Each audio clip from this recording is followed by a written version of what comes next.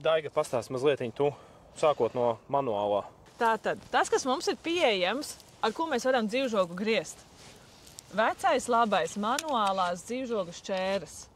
Darbojas uz putras spēka. Jā, tieši tā, uz brokastu Brokastīm, pārslām. jā. Protams, mēs varam pielabot dzīvžogu ar parastajām dārza grieznēm. Tur, kur esam kaut ko iegriezuši vai uztaisījuši nesmuku griezumu brūci, piegriežam smuki. Vienmēr visiem dārzā būtu jābūt šādām grieznēm, obligāti. Un tad mums ir tātad benzīnieces, kas ir smagas, un es joprojām brīnos, kā es varēju kādreiz dienā ar tādām strādāt, jo tagad mēs visi esam pārgājuši uz akumulātoru. Troksnes nav, vismaz ne tāds, ka baigi spiestu galva.